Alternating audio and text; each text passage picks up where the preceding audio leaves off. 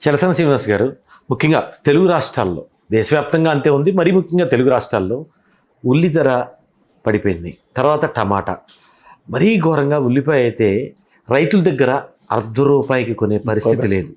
Transport ఖర్చులు రావు. మార్కెట్కి తీసుకొస్తే ధర తక్కువ ఉందని అక్కడ పారబోయాల్సింది తప్పితే గార్బేజ్లో తీసుకొచ్చి మళ్ళీ వెనక్కి తీసుకొచ్చే పరిస్థితి లేదు. ట్రాన్స్పోర్ట్ డబ్బులు కూడా రావు, హమాలీ ఖర్చులు కూడా రావు. టమాటా అది మనం ఎప్పుడు ఉన్నదే నిత్యకృత్యం. బాధాకరం. ధరల స్థిరీకరణ అని చెప్పి క్రితంసారి ప్రభుత్వాలు, ఆంధ్రప్రదేశ్ తెలంగాణలో ప్రభుత్వాలు మాట్లాడాయి. 5,000 కోట్లు అన్నారు, 2,000 కోట్లు అన్నారు. ఎక్కడికి వెళ్ళిపోయిందో తెలియదు. మార్కెట్ నుంచి కొనుగోలు చేసి అది ఇంతకుముందు కూడా ఉంది కదా, ఇంతకుముందు మార్కెట్లో నుంచి కొనుగోలు చేయడం జరిగింది. ఉల్లిపాయల రేట్లు పెరిగిపోయి ₹100 అయిపోయిన రోజు సందర్భాల్లో కూడా మార్కెట్లో మహారాష్ట్ర నుంచి ఇంకో చోట తీసి కంగారు పడద్దని చెప్పి కోటాతో కూడా ఉల్లిపాయలు చూసారా మీరు? అవును అవును, Aadhaar card through Aadhaar card లిమిట్గా ఇన్ని కేజీలని ఇచ్చారు. ఉల్లిపాయ, టమాటాలు కూడా మనం చూసాం 40, 50, 60, 70 రూపాయలు పడిన రోజులు ఉన్నాయి. టమాటాది ఒకటి చెప్తున్నాను, అంటే నేను రైతుల పక్షం అని వ్యతిరేకమని కాదని నేను రైతుల పక్షం ఉంటాను. కానీ టమాటాకి ఒక 5-6 సీజన్స్ తర్వాత ఒక సీజన్లో డౌన్ అవుతుంది.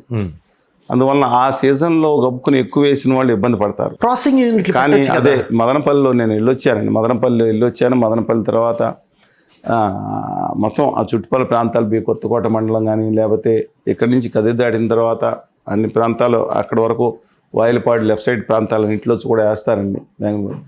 అక్కడ ఈ జ్యూస్ తయారు చేసే కెచప్ ఇవన్నీ చేస్తారు కదా, చేసే కర్మాగారాలు ఒకటి పెట్టిందా సక్సెస్ కాకుండా కూడా ఇవాళ మదనపల్లి పరిసర ప్రాంతాల్లో ఉత్తరాది వ్యాపారులు వచ్చేసారు.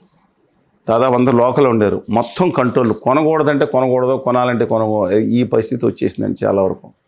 ఇవాళ వాళ్ళ కంట్రోల్లో వాళ్ళ చేతిలోకి వెళ్ళిపోయే పరిస్థితి. రాష్ట్ర ప్రభుత్వం ఇప్పటికన్నా గుర్తుకు తెచ్చుకొని వాళ్ళని ఆదుకునే విధంగా మీరే రాష్ట్ర ప్రభుత్వమే ఒక టొమాటో జ్యూస్ కానీ, పల్ప్ కానీ, మీరు ఏదైతే కెచప్స్ కానీ, మనం హెయిన్స్ ఇవన్నీ కొంటా ఉంటాం చూసారా, మ్యాగీ దాంట్లో కూడా ఇవన్నీ ఉంటాయి. టమాటాది వాళ్ళు ఎంత కొంటున్నారు, వీళ్ళకి ఎంత కొంటారు, మీరు న్యాయపరంగా చేసి మీకు లాస్ రాదు. డెఫినెట్గా మీరు ఎక్స్పోర్ట్స్ విదేశాలకి, ఎందుకంటే మీరు ఆథెంటిక్గా మీరు పెట్టి పురుగు మందులు తక్కువ కొడితేనే ఎక్కువ తీసుకుంటా అని చెప్పి విదేశాలకు కూడా చేసే అవకాశం మీకు. ఎక్కడైతే టమాటా ఎక్కువ పండిస్తున్నారో, మరీ ముఖ్యంగా మీరు చెప్పిన మదనపల్లి ఆ ఏరియా ఒక నోడల్ కేంద్రంగా ఏర్పాటు చేసి ఒకటి 2 పెట్టారండి. బయట వచ్చిన ప్రైవేట్ కేంద్రాలు కూడా అటకెక్కిచ్చేసారు కొంతమంది. ఇది కార్టెల్ నడుస్తూ ఉంటుంది, అహ్మదాబాద్ కార్టెల్ కొన్ని చోట్ల. ఇక ఉల్లి విషయంలోకి వస్తేనండి, ఆన్లైన్ సిస్టమ్ చేయకూడదా? ఆన్లైన్ అంటే మనం దాన్ని ఆల్టర్నేటివ్గా వాల్యూ యాడెడ్గా చేయించాల్సింది. ఆన్లైన్ కొంతే అవుతుంది. ఈ వాల్యూ యాడెడ్ సిస్టమ్గా చేస్తే దానికి ఎక్కువైనా సరే ఆ రోజు తీసుకుని స్టోర్ చేసుకుని మనకు ఉంటుంది. ఇప్పుడు పాలు ఉన్నాయనుకోండి, పాలు పౌడర్ చేస్తాం. పెరిషబుల్ ఐటమ్స్ని కొన్ని పాలే మరీ కొన్ని పెరిషబుల్ ఐటమ్స్ చేయాలి. ఇక రెండోది ఉల్లి మహారాష్ట్ర నుంచి వస్తాయండి. తర్వాత మన కర్నూలు కానీ, తెలంగాణ కొన్ని చోట్ల ప్రాంతాలు కానీ, ఇది ఉల్లి అనేది ఏమవుతుందంటే ఇది కూడా ఒకసారి ఎక్కువ వేసేవని చెప్పంటే వాతావరణ పరిస్థితులు అనుకూలించి సప్లై డిమాండ్ ఆ రోజు ఎక్కువ ఉంది కదా, రేట్ ఎక్కువ వచ్చిందని ఎక్కువ వేసేయడం జరుగుతుంది కొన్ని చోట్ల. ఈ సర్కిల్ వల్ల కొంత ఇబ్బంది ఉంది. మనం ఉల్లిని మళ్ళీ పౌడర్ చేయడానికి కదా, ఉల్లి కూడా ఉల్లి ఆయిల్ ఏదైతే ఉందో హెయిర్ దానికి వాడుతున్నారండి. అనేక ఔషధాలు దానికి వాడే. దీని మీద ఎక్స్ప్లోర్ చేయాలి, రీసెర్చ్ అండ్ డెవలప్మెంట్. మీరు అది రీసెర్చ్ అన్నారు కాబట్టి చెప్తున్నా. మనకి మామూలుగా అగ్రికల్చర్ ఆఫీసర్స్ ఉంటారు, వ్యవసాయ విస్తరణ అధికారులు మండలానికి ఒకళ్ళు ఉంటారు. ఎక్కడ సమతుల్యం ఎక్కడ ఏది వేయాలి, డిమాండ్ ఏది ఉంది, సప్లై ఎంతవరకు ఉంది, సప్లై ఎంతవరకు కావాలి, ఎంత ఆక్యుపెన్సీ ఉంటుంది అనేది అర్థమవుతుంది వాళ్ళకి. దాని ప్రకారం ఒక బ్యాలెన్స్ చేయడానికి లేదా అంటే ఏం చేస్తారంటే, మన ఇప్పుడు పొగాకు వేసేవారనుకోండి, పొగాకు అనుమతి తీసుకుని వేయాలి. అవును.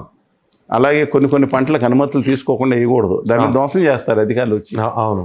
అలాగే మీరు ఒక్కటి వినండి, ఏమవుతుందంటే వరి కేసీఆర్ గారు ఏ వద్దురా బాబు అని చెప్పి మొత్తుకున్నారు. ఇవాళ వేసే ఆ నీళ్లు అదృష్టవశాత్తు ఆ రోజు నీళ్ళు ఎక్కువ వేయడం. ఇవాళ తెలంగాణ మొత్తం మీద దేశ చరిత్రలో ఇట్ సర్పాస్ లాంగ్ బ్యాక్ ఆంధ్రప్రదేశ్ని దాటి the rice bowl of India Telangana 2,80,00,000. అసలు మామూలుగా దిగుబడి రావట్లేదు, కానీ సన్నబియ్యం రావాల్సిన అవసరం ఉంది. ఆంధ్రప్రదేశ్లో కూడా రైతులు ఒకసారి ఏంటంటే అంటే వాళ్ళ రేట్ వచ్చింది కదా అని మానిటరింగ్ వ్యవస్థ, అడ్వాన్స్ మానిటరింగ్ వ్యవస్థ ఉండాలి.